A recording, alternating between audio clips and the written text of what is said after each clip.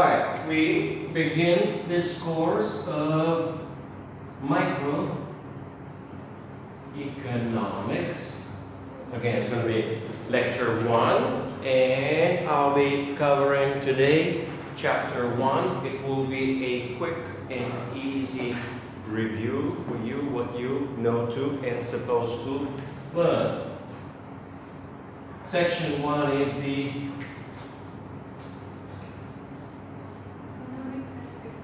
economic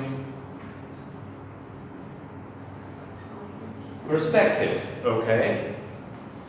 And economics is, again, first most important about scarcity. Scarcity means that resources are limited, that not everything is available in unlimited quantities. If you have scarce resources, this means that you must make choices. Okay? And in order to make choices, you will need to make decisions.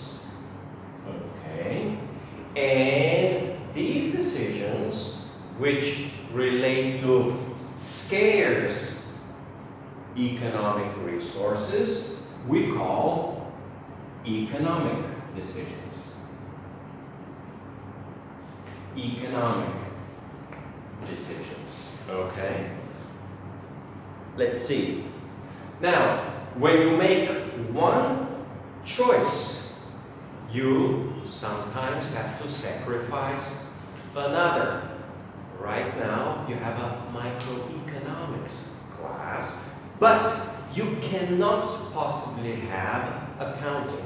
Maybe you'll have it in 2 hours, in 4 hours, maybe tomorrow, maybe some other day, but not at this moment. This moment, the decision is economics, microeconomics, and therefore, you cannot have accounting or anything else.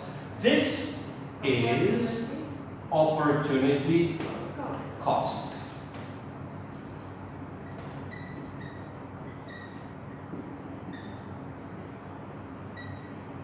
So, the opportunity cost is the sacrifice which you must make, when you make one particular decision and one choice associated with other possible opportunities.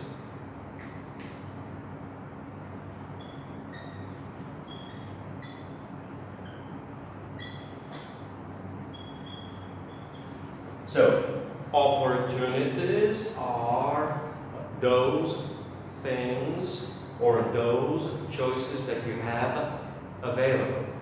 Let's say you have 2 different cars. You can choose car A, the Mercedes, or you can choose car B, the BMW, but you simply can't sit in both of them to drive them at the same time. You must choose the one or you must choose the other, simply because you can't split yourself in 2. Okay? So, economics is associated with opportunities. Let's see what else we got. Next is utility. And utility is the benefit which you get from a certain choice, from a certain decision. Okay? These choices and decisions in general are summarized as actions. So, economics can be summarized as the subject of human action. Well, action is based on decision. You choose to study. The action is of coming to class, coming to lecture, learning. The action is actually preparing for exam. So, the decision is you will prepare, but then it takes a couple of hours to actually sit and prepare for the class. Let's see what else we have. Part of action is what is in the textbook on page number 40, which is pretty much the same thing, purposeful. Purposeful behavior.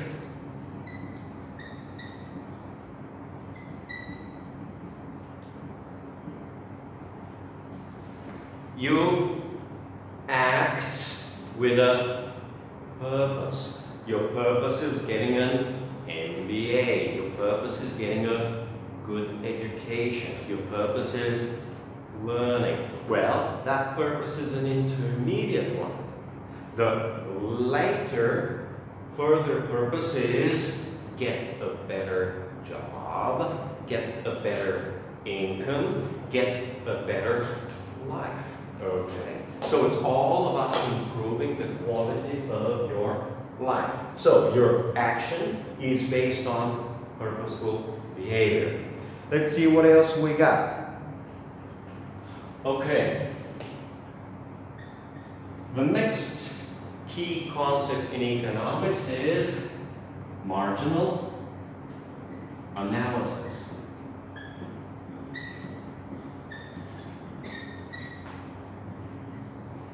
And marginal analysis is based on marginal benefit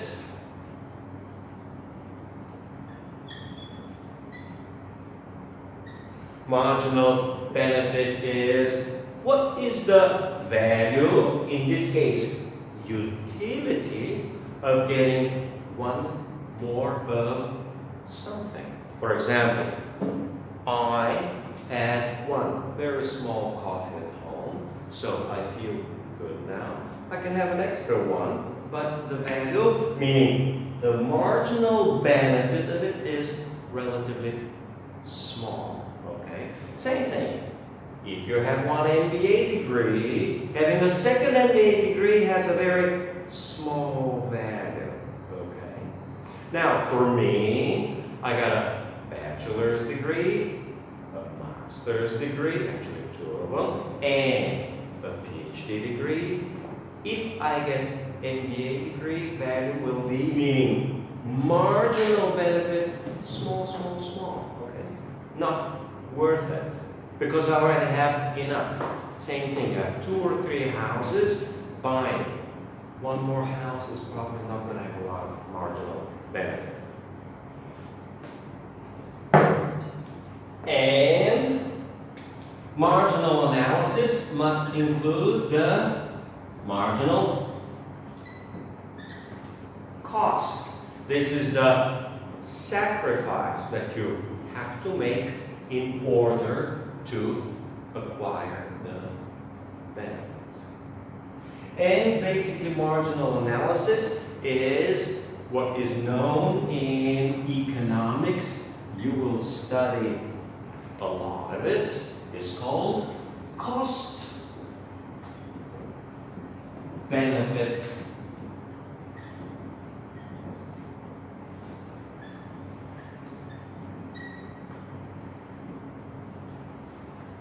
analysis. Cost benefit analysis compares the benefit to the cost, and you choose the action if the benefit is higher than the cost. If it's worth, meaning the utility, the benefit is more, you act.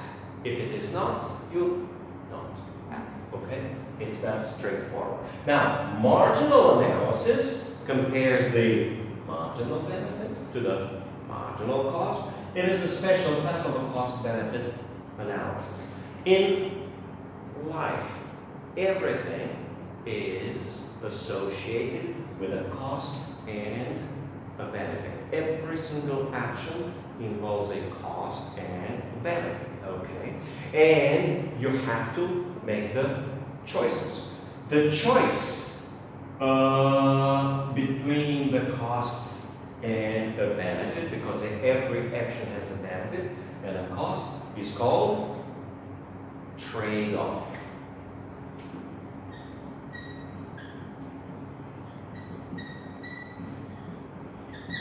trade-off. Okay, margin.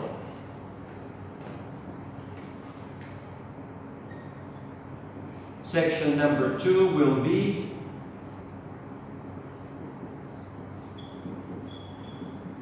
theories, as in economic theories. They like to tell you that economics uses science, but it's a social science. Social science because it's about how people behave, how they think, about their goals, and how they act, okay? How they act alone, or how they act in a group. The group will be the household or the business, the firm. Okay. Let's see. In economics, there will be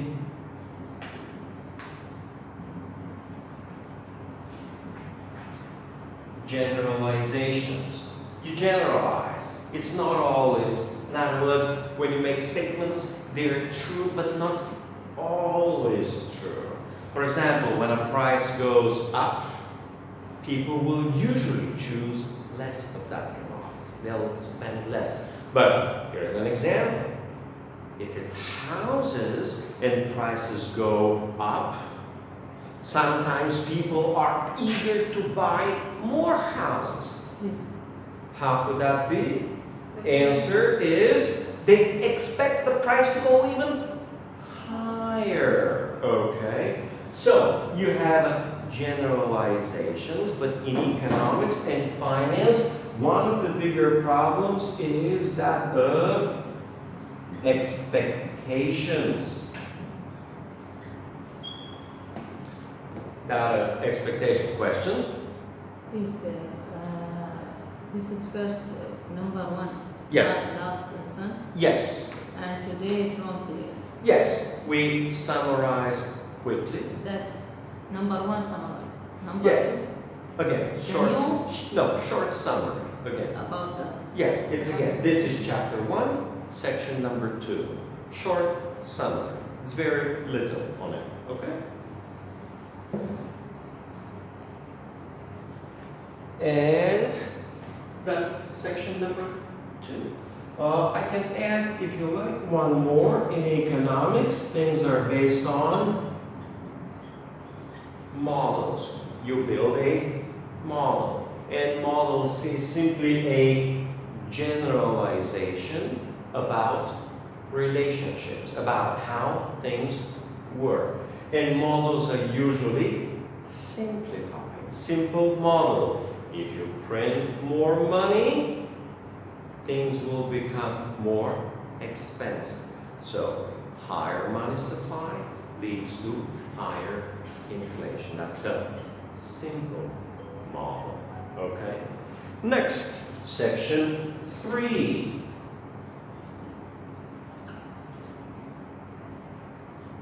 Micro and macro. So, it's comparing microeconomics with macroeconomics. Well, first we can say that economics is divided into 2 broad areas. Microeconomics and macroeconomics. Now, you can have a little extra, if you want to make it even broader, international economics. So, we can further say international micro, which relates to trade, and international macro, which relates to international finance. Micro means small, and macro means large. Micro, now let's go to micro.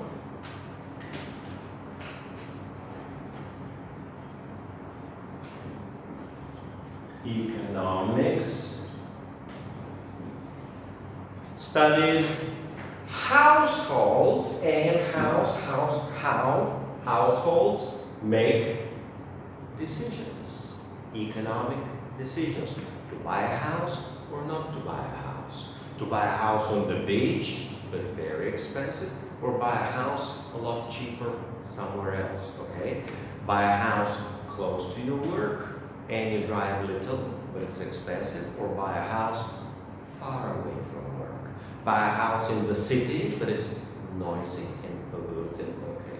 Or buy a house away from the city. It's quiet, it's peaceful, but you'll have to drive more and maybe more expensive. So microeconomics is about decision making of households and decision making of businesses. How businesses make decisions. Decisions they make are always associated with profits. So, how businesses make decisions to improve their profits, to increase their profits. Now, when you focus on businesses, a special subject of microeconomics associated with businesses is called managerial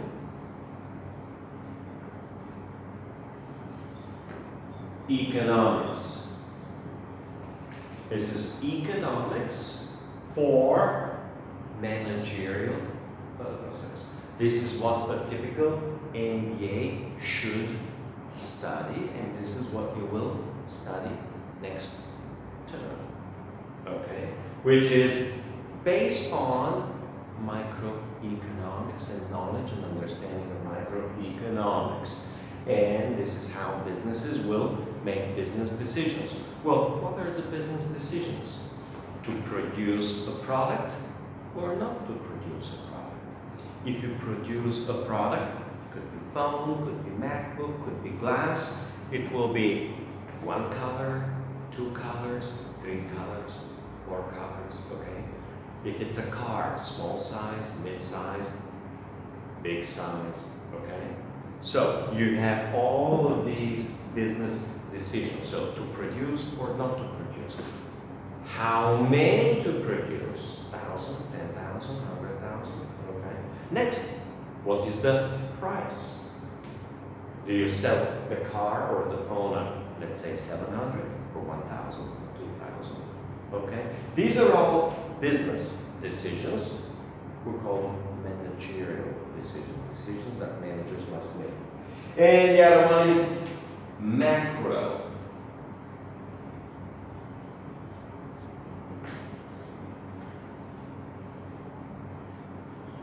And macroeconomics is economics about the overall economy. The 3-4 most important things about the economy. Number one is economic growth. Number 2 is employment. Do you have jobs? Are jobs available? Are these good jobs or bad jobs? Meaning good jobs, meaning high-paying jobs. So, economic growth, employment. Number 3, inflation is like getting more expensive or not. And imports and exports. In other words, the relation of the economy to the rest of the world. Of course, there are other things we're not going to be studying because this is a course in microeconomics. I'm not going to be spending time on macroeconomics. Okay, there is also, and we'll not study, positive and normative economics. Next, section 4. And section 4 is about economizing and economizing problem.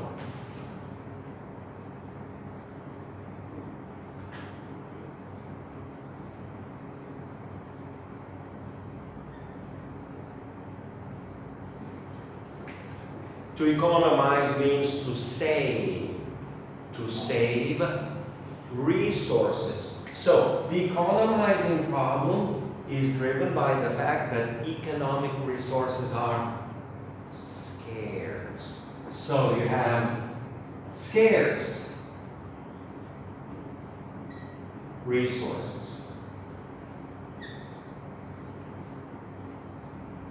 Okay, now let's write out the main primary resources which are scarce. Number one, land. Land is what it is. It's extremely hard to grow land. Extremely hard. Do you guys do it? Yeah. The Palm Islands. That's where I was yesterday. The World Islands. You actually have to take all the stuff out of the ground and gonna build it. But the problem is, it's extremely expensive, okay? So, it's possible to grow land a little bit, but it's an extraordinary amount of labor, machinery, equipment, capital, resources. So, you must sacrifice extraordinary amount of resources to increase land. Okay, but it's nevertheless scarce. Okay, especially in Dubai, right? Number two, resource, labor. Yes, here labor is so scarce to the point that you need to import a lot of it from India and Bangladesh and Pakistan and Jordan and Egypt and the Philippines and possibly other Westerners. So labor is scarce. What else is scarce? Capital. Now, let me add right here to clarify, there are two primary types of capital. The first capital we call real, and real capital is machines, equipment, tractors, cranes, computers, phones. These are things you can actually touch. This is real capital, okay?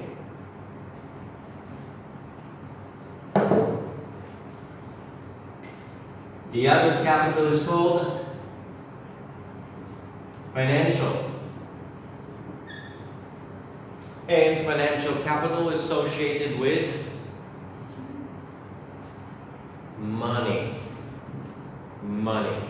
So financial capital will be associated with stuff you may study a lot later in financial management, like stocks, bonds, okay? The main institutions associated will be the stock market, the bond market, the sukuk market, okay?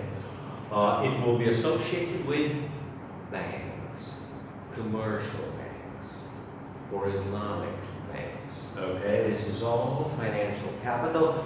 All, anything related to finance is associated with money, okay? And the money part of it, okay? What else we got? Number 4, the economizing problem. So, from scarce resources, the second key, so this is number 1, this is number 2, is limited income. Limited income.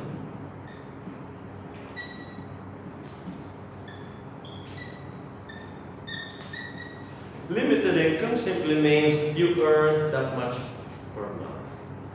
If you earn, let's say, 20,000, the question is, how do you spend it? Do you spend it on rent, on car, on food? How much on rent? How much on car? How much on food? How much on vacation? Okay. So, limited income is a scarce resource. So you have to economize. Okay. Now, the exact opposite of economizing was waste. So, To economize, the idea is that you must reduce waste as much as possible. Okay, that's how you economize. Okay, economizing is associated and probably coming in another section with increasing efficiency.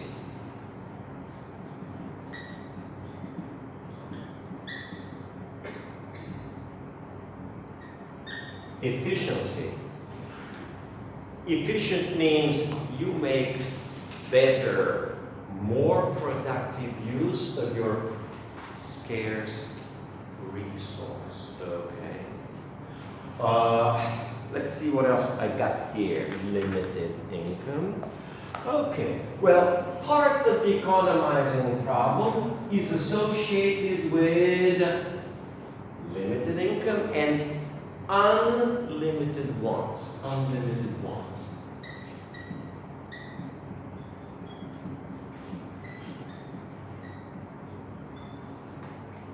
Like a baby, I want this toy, I want that toy, I want this, I want that, okay? It's people constantly want new computer, want new phone, want new car, want new house, okay? But the problem is that all the things that you want are a lot more than the income that you have. Because you want more and you have less income, you need to make trade-offs. You choose only what is most valuable. Most valuable means has highest utility to you, has highest benefit, okay? So this is associated with unlimited wants, okay?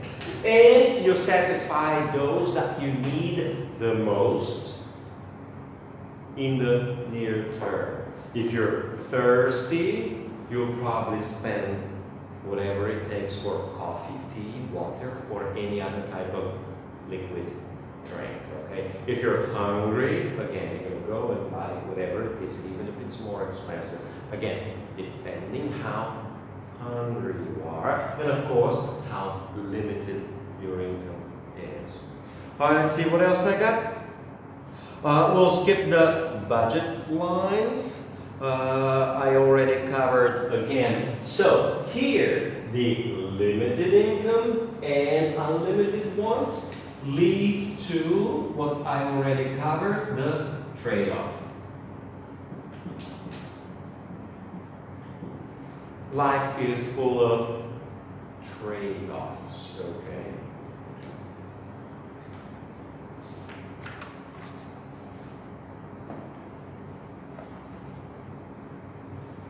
All right, number 5 is, let's see what we have here. Number 5, societies.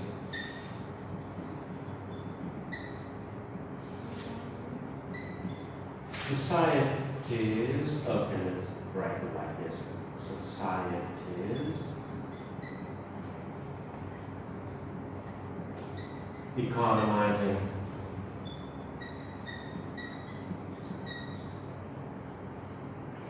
Now, problem here is as in mathematical problem. Again, economizing problem is a type of like mathematics. You have only 20,000 income, how you spend it. It's not because you have some kind of a problem. It's, well, this is the money I have. I need to save some and then spend it in the best possible way. So this is like a mathematical problem, like a statistical problem. Let's see what we have. Again,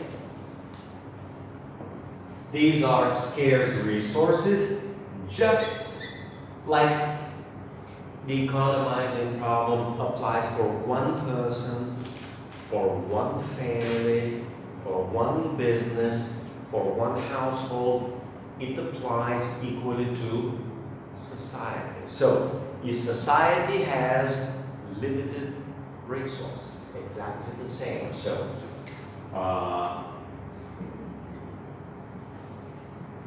limited social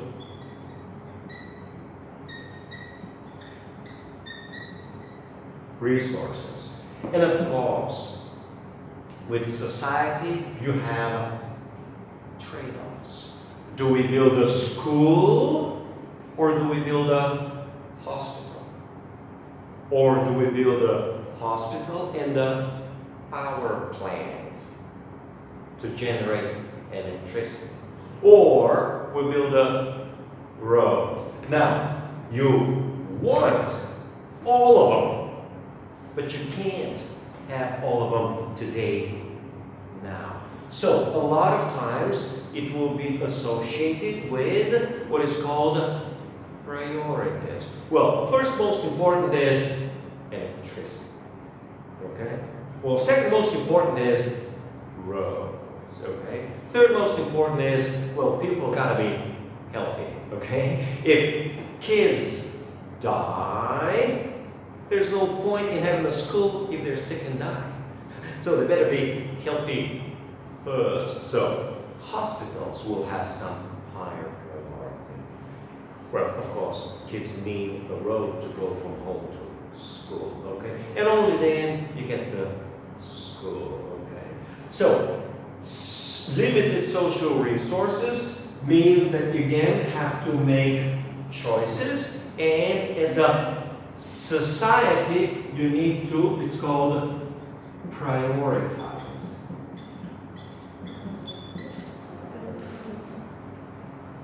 Prioritize means choose what is more important for society, okay? Now, when I'm teaching you, I always prioritize based on my experience what is more important to teach and what is less important to teach, okay? And I also have to prioritize what is the purpose. The purpose here is MBA. So I prioritize only those things that will help you in learning, acquiring MBA, and being a better manager in the future. Alright, so again, society has same story. Scarce resources, exactly the same. Land, labor, capital. Now, real financial. Let's add one more special type of capital. Let's add it over here, which is very important at social level. It's called human capital. Human capital.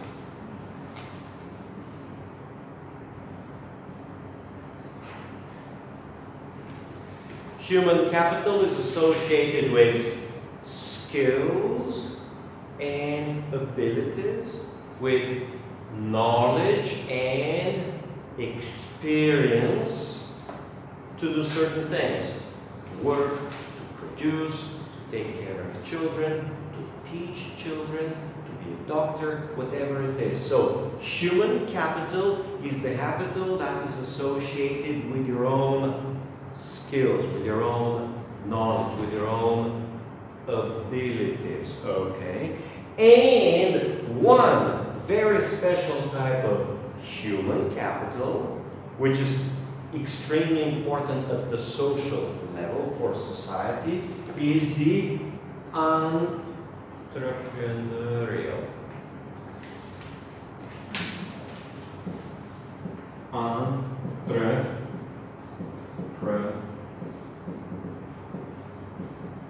Entrepreneurial skill. The entrepreneurial skill is associated with number one, open business. In other words, how you open business. And that's called entrepreneurship. And the second part is with growing, how you grow the business at the business level, and at the social level, this simply means how you build again. Now, part of building, again, if you got the money, building is easy. The trick is, do you build first the hospital or the school, the road? Oh, water, right? water. Water is extremely important. 2, it's called desalination plant. Is a facility that takes salted water, removes the salt, and makes out of it water for drinking or shower. Okay? So, clean water. Again, building things, but again, you need to prioritize at the social level. Now, at your own level, my level, it's easy. Well, the first thing is you gotta breathe. Okay? You don't breathe for a couple of minutes, you die. Second most important priority is drink. You don't drink for a day or 2 or 3, you die. Next, third priority is actually eat and sometimes actually sleep. Sleep is more important than eat. If you don't sleep for 3, 4, 5, 10 days, again, you go crazy, you pretty much die. Now, you might be able to live without eating for 3 days, 10 days, 20 days. My personal record is 25. Without food, only water, I'm fine. I'm living, okay? And I'm in good shape, a lot better, right? So, growing and building, okay, at the social level. Let's see what else. Okay, that's number 5. Now we go to number 6, which is production and production possibilities.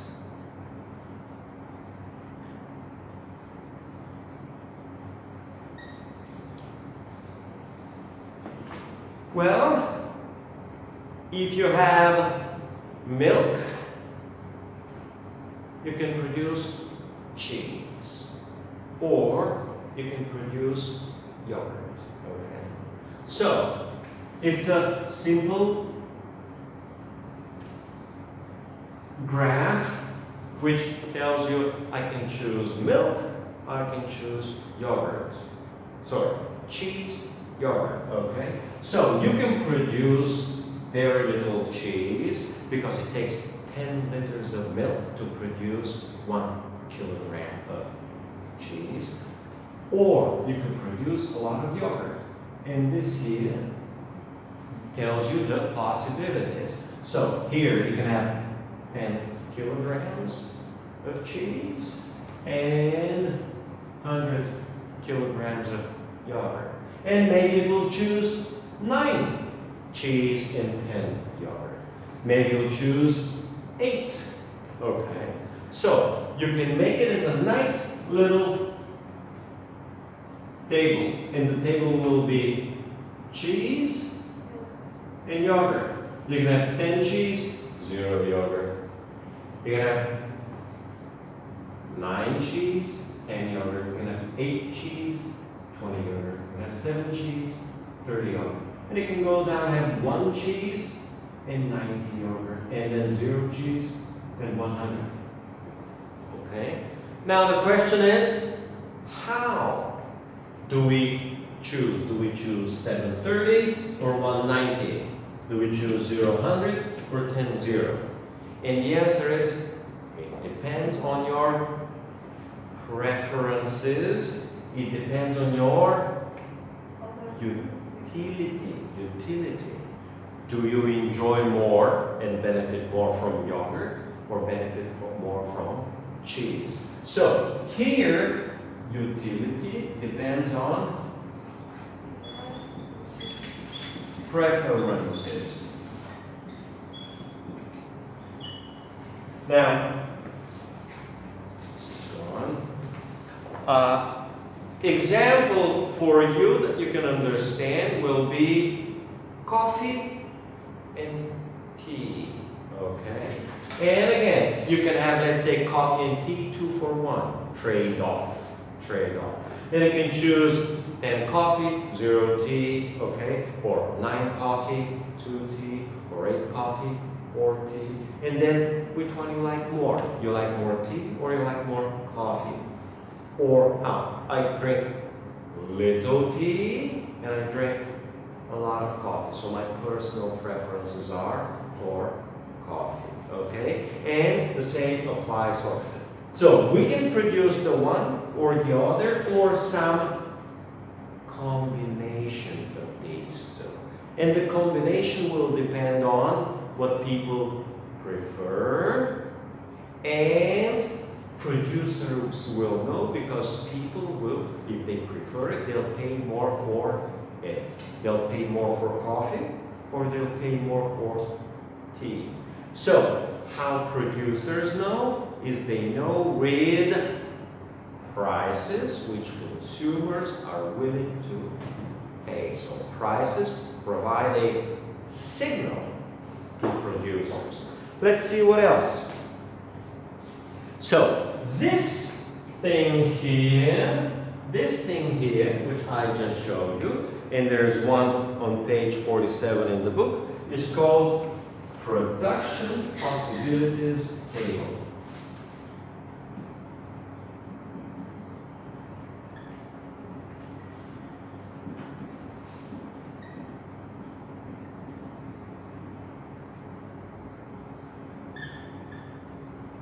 Production possibilities table. It just shows you what you can produce. Here it's 2, but it could be 3 goods, could be 10 goods. Okay? You can make it from coffee and tea. And this here is production possibilities line. Now, in a society for the whole economy, the production possibility will be more like a curve. So you can produce some of the one or some of the other, or a combination between these two. So these two is called production possibilities, but instead of table, this is line and this is a curve. Let's see what else we have here.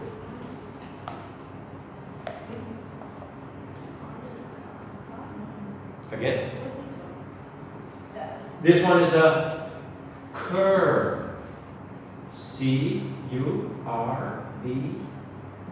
curve. It's a production possibilities curve. And this is a line, and this is a table. Okay?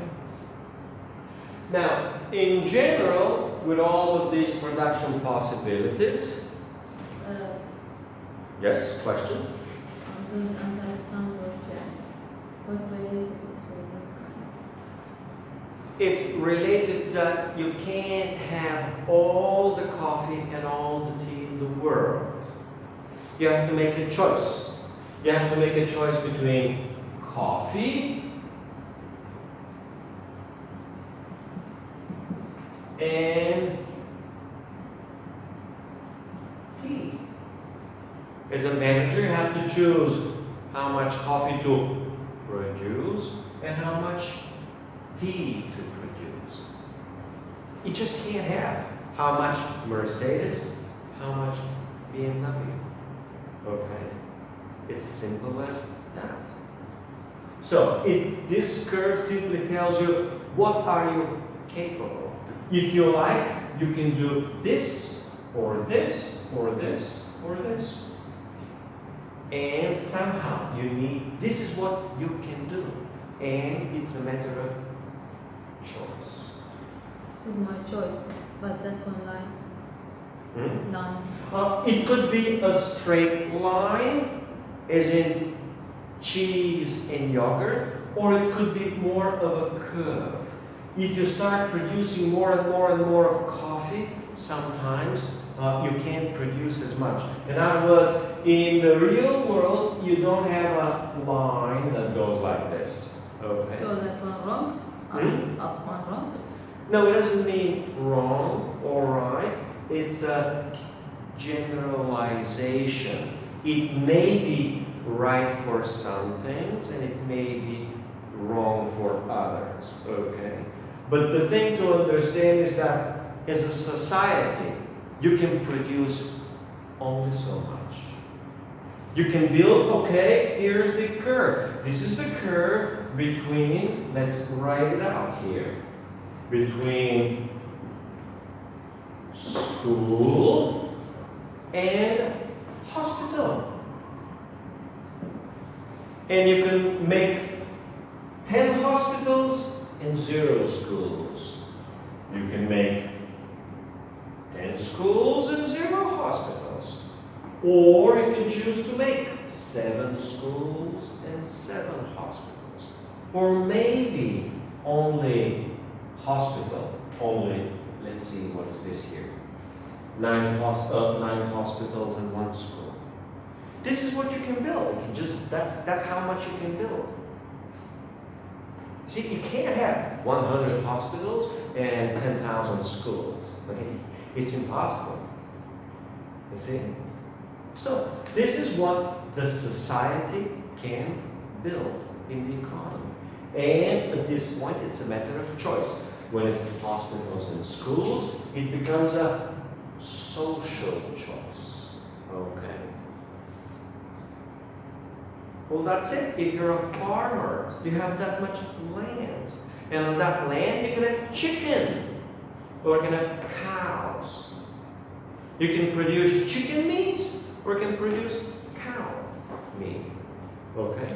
Well, of course, you can split the farm any way you like. You can split 50-50.